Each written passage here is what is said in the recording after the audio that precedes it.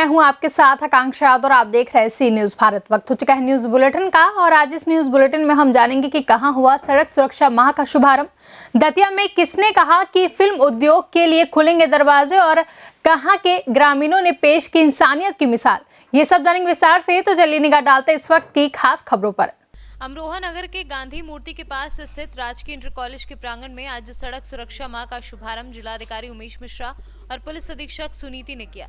इस मौके पर राजकीय इंटर कॉलेज के प्रांगण में सभागार के अंदर आयोजित हुए सड़क सुरक्षा माह के कार्यक्रम के अंतर्गत जिलाधिकारी उमेश मिश्रा, पुलिस अधीक्षक सुनीति ने सभी लोगों से ट्रैफिक नियमों का पालन करने की अपील की। इसके अलावा इस मौके पर अमरोहा जनपद के जिलाधिकारी उमेश मिश्रा, पुलिस अधीक्षक सुनीति और अपर जिलाधिकारी विनय कुमार के अलावा ART परिवर्तन के सिंह राजपूत और अन्य अधिकारीगण मौजूद रहे।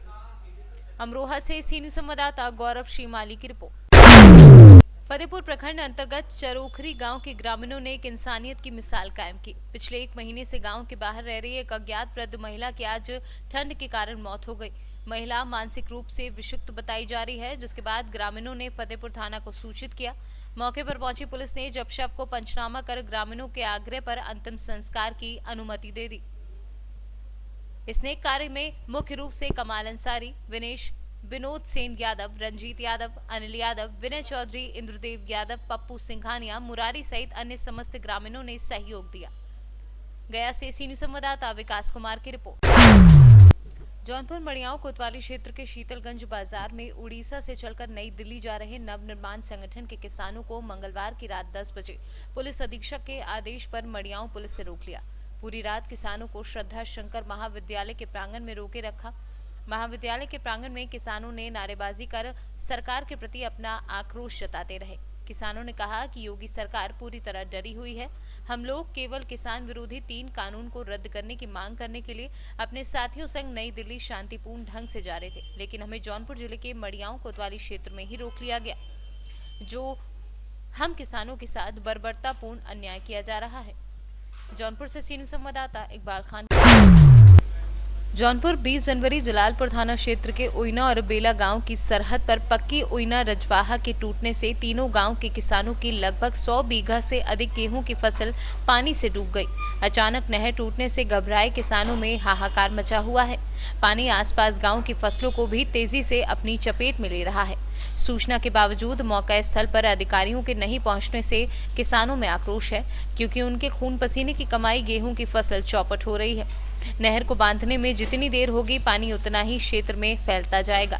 करीब 9 बजे मेच लगभग 1 दर्जन मजदूरों को टूटी रजवाहा को बंद करने में लगाया गया है। नहर टूटने से पूर्व सांसद तूफानी सरोज समेत लगभग 2 दर्जन से अधिक किसानों की फसलें डूब गई हैं। ग्रामीणों के मुताबिक बेला गांव में पूर्व सांसद की जमीन है। रजवाहा के पूरब बेला और पश्चिम में ओइना गांव के किसान बहुत अधिक नुकसान में हैं। वहीं बेला गांव में पूर्व सांसद तूफानी सरोज, शिवशंकर सिंह, जगदेव सरोज, शिवप्रकाश सिंह, मंगला सिंह, पारस यादव आदि तथा ओइना में रामचंद्र यादव, सुशील सिंह, जीत बहादुर यादव, मान्यता सिंह, राजेश, संतोष, नीरज समेत अन्य किसानों की फसलें डूब गई हैं। ये नहर टूटने से क्या नुकसान हुआ है किसानों का? अरे भैया, ये नहर की वजह से जो है किसानों का कसम सैकड़ों बीघा ज़मीन एकदम समझ लीजिए बूढ़ चुका है पानी से, और इतना ज़्यादा क्षति हुआ है कि अब किसान इसके लिए क्या कर सकते हैं। अब बेचारे असहाय हो गए हैं एकदम, और पानी डूबने निकासी का कोई जगह ही नहीं है पानी का, जो बूढ़ने के बाद हम यही देख रहे हैं। हम लोग परेशान हैं एकदम, हम लोगों की भी ज़मीन इसमें पड़ा हुआ है। और बेला गांव का है ये नहर के किनारे जो है, और पूरा सैकड़ों बीघा ज़मीन एकदम क्षतिग्रस्त हो चुका है, फसल एकदम नाश हो गया है। इसमें सरकार कुछ करेगी, मुआवजा मिलेगा आप लोगों को? अब सरकार आप लोगों के अब देखिए सब सरकार के ऊपर निर्भर करता है। अब सरकार क्या इसके लिए हम लोग गरीबों के लिए कर सकती है तो करे। हम लोग किसान हैं, असहाय हो चुके हैं। अब तो हम लोगों की तो फसल गई एकदम पूरा। नाम बताइए अपना। हमारा संजय कुमार पांडे नाम है सर। ये नहर कब की टूटी है? नहर रात की टूटी हुई है। कौन सी नहर है ये? ओइना रजवाहा रात में टूटी है। इससे कितना नुकसान हुआ है? नुकसान कम से कम नहीं तो 30-35 एकड़। 35 एकड़ कै बीघा? 30 डेढ़ 45 मतलब 50 बीघा। 50 बीघा से ज़्यादा। 50 बीघा से ज़्यादा। कोई अधिकारी नहीं आया अभी तक? अधिकारी कोई नहीं आया। सूचना दी गई है उनको? सूचना तो दी गई है। अच्छा, अपना नाम बताइए और गाँव बता दीजिए। रामचंद्र यादव वही ना।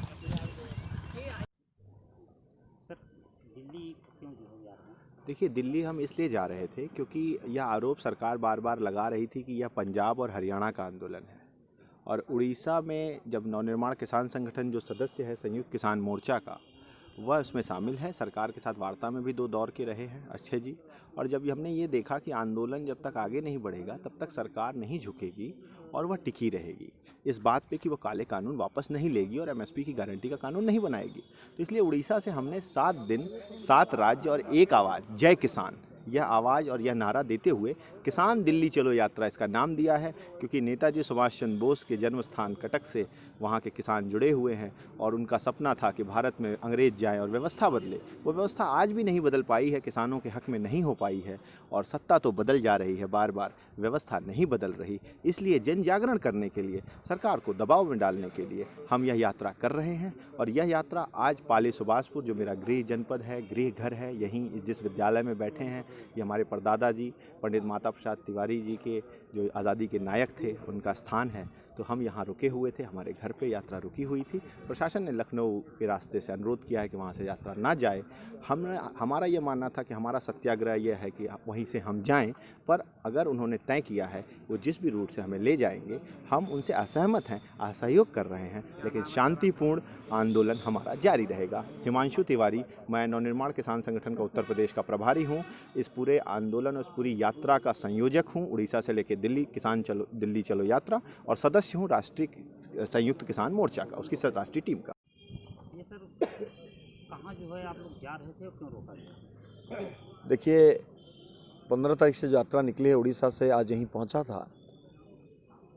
आज यहीं से निकलने का समय में डीएम और प्रशासन ने रोके और बोले जी कि आपको लखनऊ देकर नहीं जाना है, आपको दूसरी रूट में हम दिल्ली पहुंचाएंगे। हमने उनको वही बात बताई जी कि हमारा कार्यक्रम निर्धारित है और हम वहीं से रास्ता से, गांधी का रास्ता से चल रहे हैं, सत्याग्रह का रास्ता में, इसलिए कोई डिस्टर्बेंस नहीं है। इसलिए हम अपनी कार्यक्रम जो पूर्व निर्धारित कार्यक्रम उसे जाने दीजिए। उन्होंने बोले नहीं, उस रूट में नहीं जाना है। इसलिए हमारा विवेक बोलता है जी कि उसी रूट में जाने के लिए, और प्रशासन हमको उस रूट में जाने के लिए इजाज़त नहीं देता है।